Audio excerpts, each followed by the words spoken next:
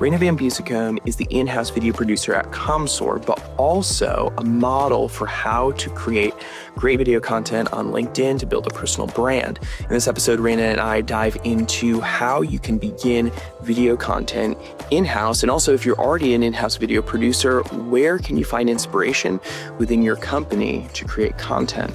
Let's jump right into how Raina got her start.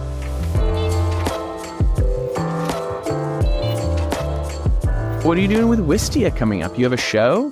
Yeah. I've been working with another video creator, Connor Lewis, owns his own agency, but we're doing a show called Cook or Be Cooked. And pretty much we have like special guests on, which are like LinkedIn influencers, and they give us a style of creator to copy. So for the first one that's coming out, it's like make a video like morning brew. And then we go and we make a video like morning brew, and then we show how we do it. We show like tips along the way that we thought of. And then the influencer or whoever's on the show, the guest or whatever, will then judge us based on how it is.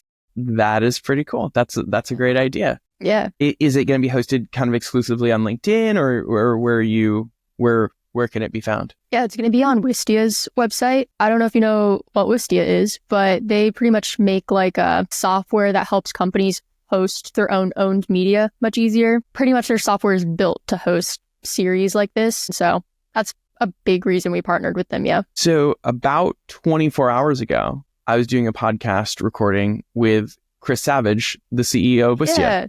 Yeah. That's really cool. So definitely full circle there. Yeah. Yeah, that's really exciting. They do such a great job with really forward pushing content. And I'll make sure to send you the link to that episode. We talk a lot about how that mindset for really creative content that seems to maybe the ROI appears really soft, but the benefits of it. And we dive into that a bunch. So yeah, that'll be a cool episode. Yeah. Take a look at it. Yeah, I'll definitely check it out. One of the things before we dive into a whole slew of other questions and things that I have for you and some of the things that you've maybe shared in your perspectives that I want to dive into, I want you to give your story of going from school to up to in-house with your current role. I know the story, but not everybody watching is going to know. Yeah, for sure. I feel like it was a really weird journey, but I feel very fortunate from all the steps that were taken. When I graduated school, like my main mindset was I just want to make videos. Like whoever will hire me, I literally will make and edit any video. Prior to graduation, my internship was with Steelcase, which is a furniture manufacturing company. And then my first internship out of college was with Go Army, so military. So it's kind of like a bunch of industries that it's like not the most interesting, but like I really just wanted to make videos. From my internship though, super random, I didn't get offered an extension or like full-time job or anything. And so I made a funny TikTok and was like, haha, I'm unemployed. Who wants to hire me? A guy named Will Aitken. I don't know if you know who he is. He was working at Lavender at the time. He was like, actually, I'm looking for a video editor. And so I went and edited for him for 6 months. So that's how I got into like the sphere of LinkedIn and tech and all of that. But then a few months later, this company called Commsor was doing a little campaign. They refer to it as the Purple Hoodie campaign, where they were sending everybody a purple hoodie. And they sent me one and I made a video about it. And I was like, I've wanted this purple hoodie so bad. It was super dramatic. Like I felt like I couldn't live without this purple hoodie. It looked so cool. They sent me one. I made that video. Alive and entertaining, right? Yeah. I was like, I'm barely breathing without this hoodie. I need you guys to give me a hoodie, right? Yeah. So the CEO saw the video. He scheduled a call with me like the next week and was like, that was really funny. Like, do you want to just come work for me? And so I've been there for like a year and a half now and I'm loving it. So yeah. Was there anything on the hoodie? I don't think I ever asked you that, or no? Yeah. So actually the funny thing is that entire campaign was a mistake and not a lot of people know that, but they were supposed to get just a sample, like 10 hoodies that were purple that had their logo on it, but they accidentally placed an order for like 1,000 hoodies or something. And the logo was wrong. So it is a little dinosaur, but it's not the correct Commsor dinosaur. So really weird, but yeah. That's amazing. So they got it in, couldn't return it. and we're like, let's just do it. Turn lemons into lemonade. And like nobody noticed. I didn't even notice until they told me after I joined the company. I was like, wait, it's the wrong logo? Like I had no idea. Is it only like a variation, slightly different? Kind of. It's like it has like colors and stuff. And the normal Commsor logo is like white and black. Okay. So it was, I don't know, it was pretty off. I was actually wearing it earlier. I should have worn it now so you could see. I think it's amazing to, obviously, Commsor's, in, the under 25 headcount range, right, of people. And so you have this direct contact with the CEO who, clearly values video. Can you tell us a little bit more about the conversation that you had with him and why he expressed being interested in having a video person in-house at that scale? Mac is a unicorn CEO. Okay, like I need everybody to know, like not a lot of CEOs think the way he does, but he really values brand. We've had a full-time graphic designer on our team as well for like 3, almost 4 years now. And then, I joined a year and a half ago. So to have that many creatives on a team is kind of unheard of. I think that he really values our ability as in-house creatives to genuinely know the brand, I guess you would say. Whereas if you're outsourcing that type of stuff, it's kind of iffy on how much you know it. But he also sees the ROI of video not as necessarily needing to be attributed, because video exists like on the weird realm of social media and like on your website and all that. And sometimes people aren't commenting, they're not liking, they're just existing and like seeing it in passing as they research your company. Yeah. But in the off conversations that he's had, like when video comes up, video was the reason for a one call close just a couple weeks ago, I think. And it's because they saw our YouTube channel and they were like, okay, I completely get what you guys are trying to sell. Like, I get your vision. Like, all right, let's just make it happen. And I don't think that part, like the part that you can't put into numbers, is recognized by a lot of leadership at this point. Because it's true. You got to know where your money's going. Yeah. Can you give us a little bit of kind of the elevator pitch of the Commsor product, just to help, I think, kind of benchmark what revenue maybe came from someone saw the video, a one call close, what's being offered? Yeah. Commsor's whole motion is called go to network. And so it's pretty much leveraging your network to, build pipeline, make more sales, all that. Our product helps you pretty much operationalize that. So a lot of times they'll get a warm introduction to someone and that's it. They'll move on and it's a random warm intro. For us, we help you get them more consistently and like regularly so that you can use warm introductions to hit quota or do all those things. Sure. And is it a monthly model, like a monthly price subscription, or? It's an enterprise model. So I'm actually not too sure like how the pricing works, but it's for, it works best for larger organizations. Yeah. Which makes a one call close that much more impressive. Yeah. I was like, wait, you sold something worth how much to them in one call because of me?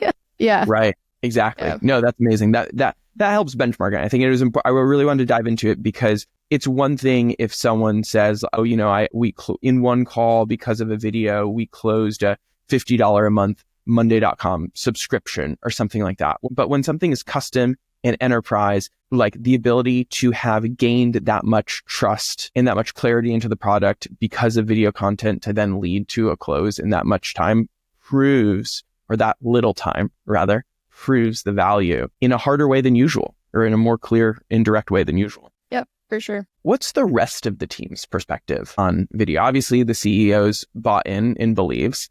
What have those interactions looked like when you first came in, or even versus what they look like now? I think everybody is on the same page. Like, I think a lot of, I guess at the core of our belief is real human first relationships. And, one of the, I guess you would say, values or pillars of that is social selling. And so that's something that, we don't require of everybody that works, but we do encourage it of people that work at Commsor. And so being that a lot of our teams, sales team and marketing, are on LinkedIn and like creating connections with people literally daily, I think you inherently get the value of video because you're in that space.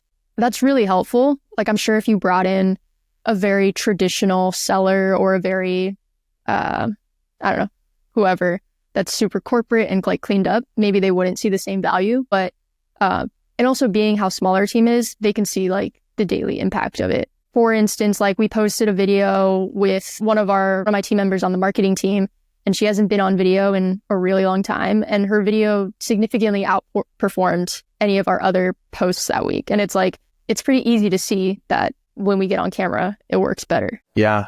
Yeah, that was it. I'll, have to refer back to the episode we just recorded with Chris Savage, where he talks about, obviously a company that's now, a decade further down the road, to see the things that you guys are implementing now as kind of a prophecy of where you'll end up in the future because of this approach. Sorry, my phone. There we go. And the one-to-one is so, I think, impressive, and it'll just, compounds to really good results. You had said at one point, I don't know if it was in conversation with us or in some of, the thought leadership that you share, that video is one of the hardest pieces of content to create. Obviously in the B2B world, there's things like, white papers or blog posts or all kinds of different things, even just audio only podcasts, for example. And it's probably a reason for there being a bit of a barrier to entry in video. Can you explain, maybe give some more meat to what specifically makes video hard to begin to implement? In the sense, for me, I'm thinking, man, here's a checklist of 6 things that kind of need to be overcome or that make this difficult, that if we can get through these items or bring in a person who knows how to do these items, we have access now to create. When you think about like blogs and versus videos are essentially, this is an oversimplification, but they're a blog, but you also need to have the technical aspects down right for that video to work. And so when I say video is the most difficult, you have to think about your visuals. So I think something that a lot of people are doing right now, in which I encourage, start filming with your phone or start filming on your laptop. But if you really want to like win at video, then you need to start like upgrading your gear, get better audio, get better equipment, whatever that may be. I think it takes a special kind of person to do really well at blog writing. But also when you think about like the average person that's working in this space right now, they're probably not going to know how to pick up a camera and know what all those settings mean and all that. As well as the visuals. Like I'm sure the editing part of it takes hours on hours, sometimes days for people, versus a blog where I feel like you can write it and it can pass through a few different people. The editing is going to be like, you need to sit down, edit it, export, review, go fix it. There's a lot more technical steps, I guess you would say. So for me, in the way I think about our content, I tend to like to start with the video aspect first, because I feel like I can break it down easier into social posts, blogs, whatever platform you're going to go on, etc. A lot easier that way. Because if you want a video at the end, it's difficult, I think, more difficult to work up than it is to work down. That's great. Yeah, that's great. That's a great insight. I think one of the things that we've realized as a video agency, especially working for health and technology branch, which is our core focus, and our key service that we offer is creating brand videos. And in doing that, what companies have to begin to realize about themselves, if they haven't already, is a very clear positioning and messaging and differentiators, because those are the things that we want to distill and communicate in 90 seconds. And it's one thing for a salesperson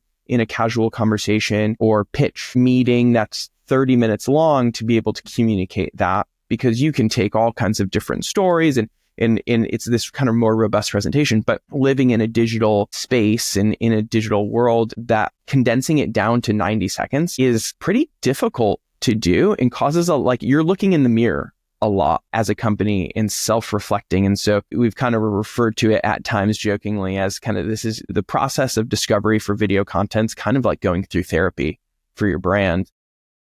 But it's really helpful, because then you begin to find things of like, oh, this would maybe make a great blog post, or this could go into these other elements, or we can cut things down into smaller digestible pieces about individual points that we found. So I agree wholeheartedly. Yeah. Not only is it difficult to do, it ends up proving out to have the most value. Yeah. And I also want to add a caveat. Like if you have never done video before and all your company has is a bunch of blogs out, don't just sleep on those blogs. Go turn those, because that's doing like 50% of the work for you, like figuring out the idea, the script and all that. Go then turn those blogs and push them up into videos. But if you're like starting from scratch, like you said, you can expel so many things from a video. So many new ideas, I guess, can come from that. I mean, for you, 90-second video, you know? Sure.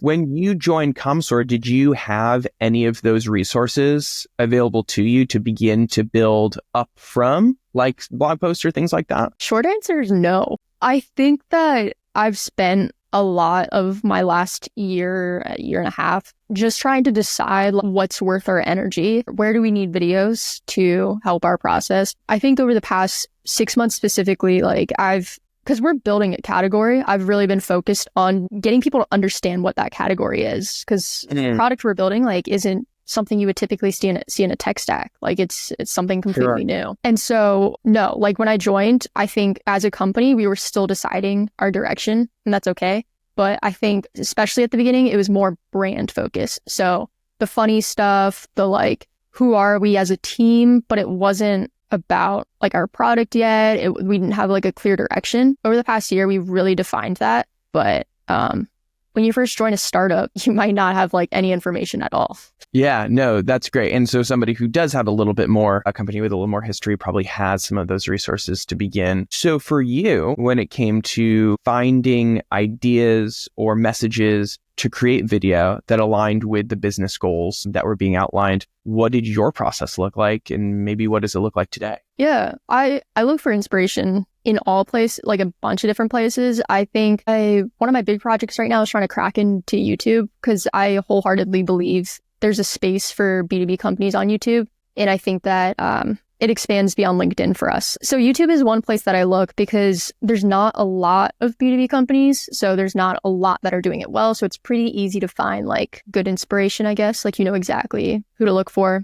Companies like HubSpot Marketing, fantastic YouTube channel. But besides that, I think for myself, I specifically like to look for inspiration outside of the B2B sales tech realm, and, just scroll TikTok or just watch what the general population is currently enjoying on YouTube. I think that, you're creating videos for normal people. These people they don't want to just be stuck in this realm of B2B tech, corporate, whatever industry they're in.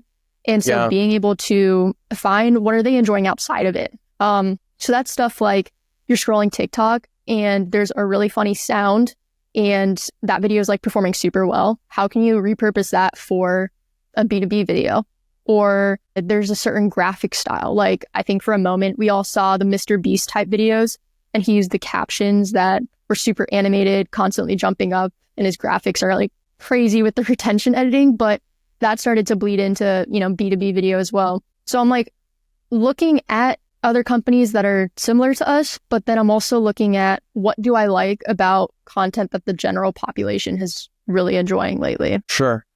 And there might not be any sort of formula, but what does it look like to take the inspiration from a concept and be applying it to business objectives or key messages that are to be said now by the company? Because I could definitely see where there's times man, I would love to do something that's like this idea, but where I fit it in with how it actually communicates something valuable for our company. What does crossing that bridge kind of look like for you? Yeah, I think it depends on what element from that video you're taking. So as an example, I think a lot of video creators grew up really liking Casey Neistat. For me, that was somebody that got me super into cameras and all that. Funny enough, he's an investor in Commsor, so hopefully he sees this. Wow. Yeah. He has this cool gritty style where, he writes in markers and explains his points with all these things. And I really have always enjoyed the way that he can produce his educational content when he's trying to explain a point in that gritty feeling versus, clean cut graphics and all that. So on some of our videos now, an element I stole from him was writing down graphics instead of just creating graphics on screen. Here, let me grab some right now. They're literally next to my desk. But I have this thick stack of all the graphics I've made, but literally just using markers and all that to make it interesting. But I don't know, little stuff like that, I feel can make it stand out. And honestly, those videos have been our highest performing videos. So I'm like, clearly something's working. I like it because to me, there's a handful of criteria that we use in our agency to determine what's going to be what we call like a sticky video, something that people will continue watching for as long as possible, potentially share, and the message sticks with them. And the second point in ours is unexpected. Something that's like unexpected occurs and it makes you watch a few seconds more or consider sharing or makes things memorable for you to recall. And I think that's exactly what you're pulling on, is that when everybody's kind of zigging and maybe doing, flooding podcasts with, AI generated recreation scenes, just to draw your attention, you're bringing in this very tactile like graphic that feels like it's going the other way. And when you're swimming kind of upstream, there's something eye-catching about that. I think that it might also be a selfish reason too. I think that I love when a camera is in my hands. Like, I think that I just love experimenting with the camera and all that. And so if I can do as much of the work as I can with just the camera before I get to the editing software, I call that a win.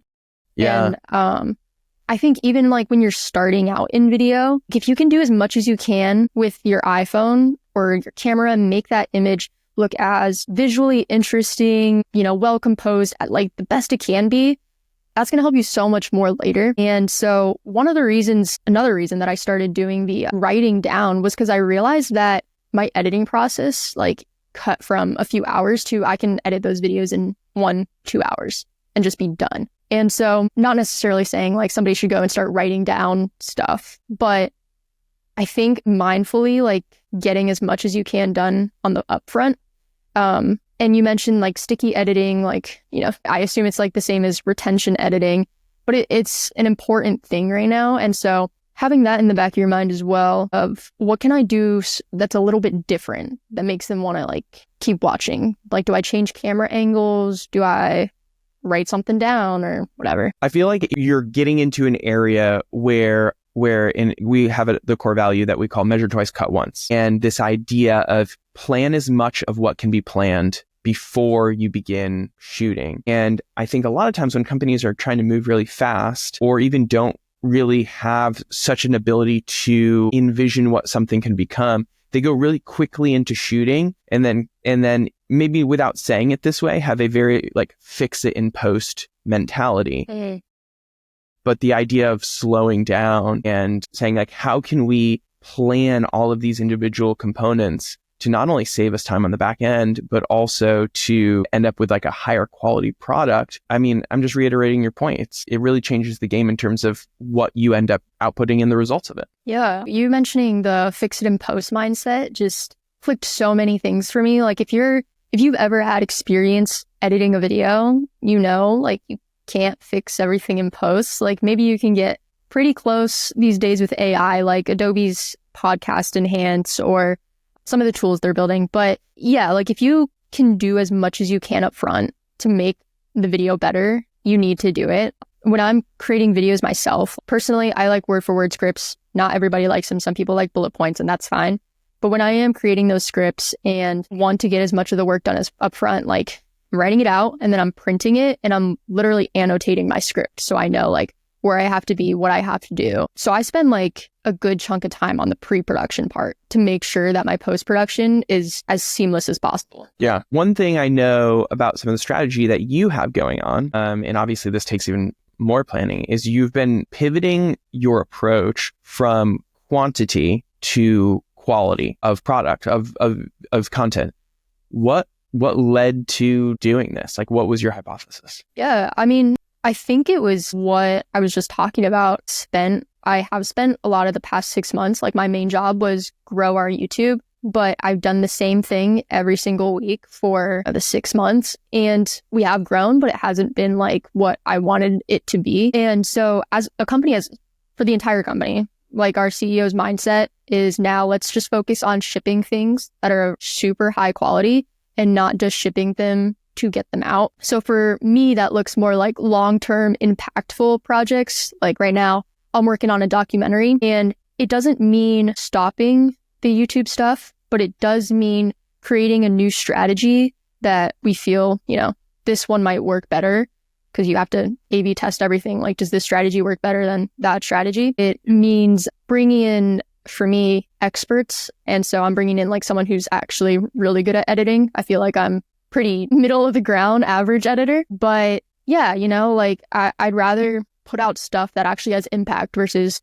100 videos that get 10 views, Yeah. And I was going to ask you about this as well. Your perspective on bringing in outside help when it comes to, video. And I think, maybe to help this break this down for some people, there's, obviously you have the in-house person or in-house team, as an option for creating video. You can hire an individual freelancer. You could hire a production company. You can hire an ad agency. You can hire a video agency, which is what we do, which is kind of halfway between a production company and an ad agency. But you touched on something I think important there, where you're realizing some of your genius aspects and trying to replace some of the things that you feel like can be leveled up by another person. Tell me more about what even that initial outreach looked like and how you plan to integrate somebody on the outside into your workflow. Yeah.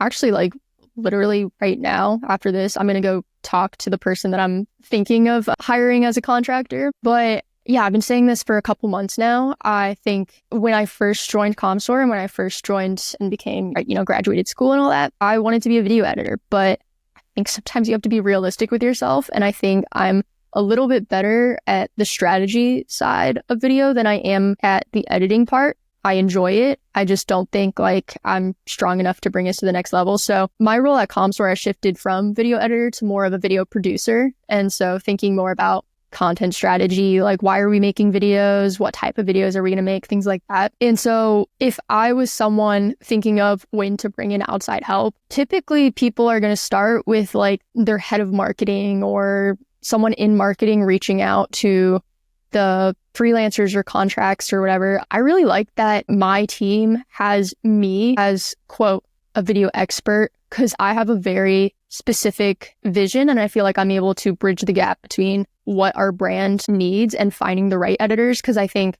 sometimes people just go on like Fiverr or Upwork and just hire who looks decent. But I think for us, presenting ourselves in a certain way matters a lot.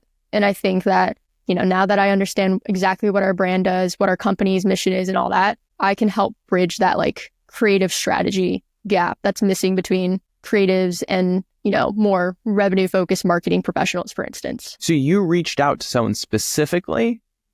Yeah. So last week I put out like a little, hey, I'm looking for editors post, but I got a couple cool people I'm still going to reach out to, but there's actually one person that I reached out to specifically because she had been posting on LinkedIn consistently and we were connected. And I was like, I really like your philosophies as an editor and I think you would fit in great. Like, do you want to work on some stuff with me? So, yeah.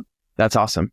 No, I mean, it kind of comes full circle to your team's plan to all, be social selling and putting out content. And now the person that you're most likely considering to fill a contract role was doing the exact same thing. Yeah, exactly. I was like, you clearly get us. So I feel like maybe we should just work together. How else has the switch from quantity to quality changed your workflow? I think I'm just taking more time to be intentional. Being that we're a startup, I feel like it's not that our strategy is shifting every day, but we also aren't going in a straight line with our strategy because we get, customer feedback. We learn what materials our sellers need, things like that. And so now that I'm able to take a little bit of a step back, I can, listen in on our sales marketing team meetings. Like, what is it that customers are really wanting to know more about right now? And I can spend more time scripting those videos. Or even at the broader scheme of things, like I can look at what is our company's story as a whole right now? Because, video is a big part of telling that. Like, how do I convey that to the public? So I think being able to slow down a little bit and just think creatively about one, what's our story, and two, what's the story we're telling, I think it's like so key. Like, I think I feel it in my bones. Like that's what's going to take us to the next level. Yeah. I think you had said that having your CEO is like having a unicorn CEO, but I really think like it flows both ways, Raina. Like, I think he found a unicorn in you who, passionate, but also, wants to do this within almost like within the confines of B2B technology, but make it so much more than it maybe is. If a brand, whether it's like a marketing director, or maybe it is a startup CEO, looks at what you guys are doing and thinks like, man, I would love to replicate that here. And you'd already said a lot of people they kind of go to Fiverr, they go to Upwork. What are some of the criteria? If you could give them like a bullet pointed list to be like, hey, look for these things or these skills or these capabilities in a person. And maybe even the opposite of like either avoid, or some of these might look enticing, but it aren't important at the stage that you're at. And again, I guess we could maybe set Commsor as the avatar. And if you were to refill that role, what would you recommend to somebody in that position? Okay, so there's a few things. You want to look for somebody that, obviously has a portfolio. I think that the easiest way to tell if someone's a good fit is if you do test edits with them. So anybody that I'm bringing on right now as a contractor, like we're going to do a test edit first. You pay them for that test edit, just ask them their rates for a demo, whatever. And then you just see like, do we mesh well? Like as you go through creating that video together, is that video person that you're thinking of hiring giving you enough information? Or do you need somebody that has a little bit more information on the strategy side, like somebody that's really an expert at getting YouTube videos watched? So I think that takes, evaluating your own strengths and weaknesses. Like what are you really looking for in a video person? Is it just someone that can edit and like that's it? Or do you need true video help? Like they can help you come up with scripts or whatever that may be. Red flags might be not necessarily red flags, but if you're hiring overseas, it does tend to be a lot cheaper. And that might be the route that like startups want to go. And I fully support that. I would just make sure you do the test edits and have some conversations with that person, because sometimes you're like, wow, a $10 edit. And then it comes back and there's a bunch of typos just because they don't really understand, especially in, B2B healthcare and all that, the complex concepts that are being explained. Yeah. So yeah, no, it's perfectly fine to hire someone outside. Just make sure that they know what you're talking about. Yeah, I don't know. I think my main advice would be to make sure to get a test edit and just see if you guys work well together.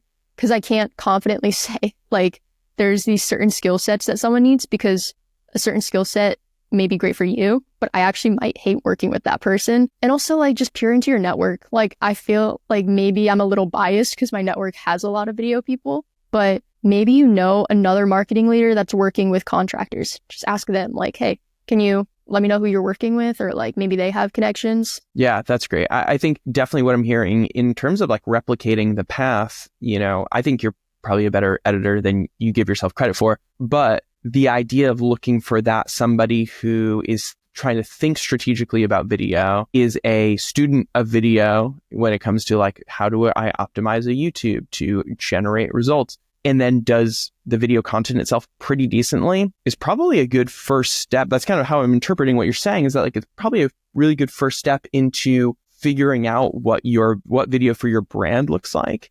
And eventually that technical aspect can kind of be replaced, which is the phase that you're at right now, where you're saying, hey, we were learning what's working, we're testing some hypothesis, and now we want to bring in a contractor to help support, even like level up the edit side of things. Yeah, I think once you start, and it's like this with any team, right? Like any company that's building, once you start bringing some people in, you'll find where the weaknesses are, and you'll bring in additional people to support them, or you'll get them training, whatever that is. But yeah, like as you start working with video, you'll find the weaknesses in not too long of time, relatively quickly. Yeah, exactly. Some people are all they're cracked up to be, and some people are not. Yeah. Well, tell me, I want to know, it's the beginning of the year. What are you excited about right now? And obviously you have some other things going on, a cool show coming out with Wistia. I think you have a course. Is that true on video creation? Yeah, I do.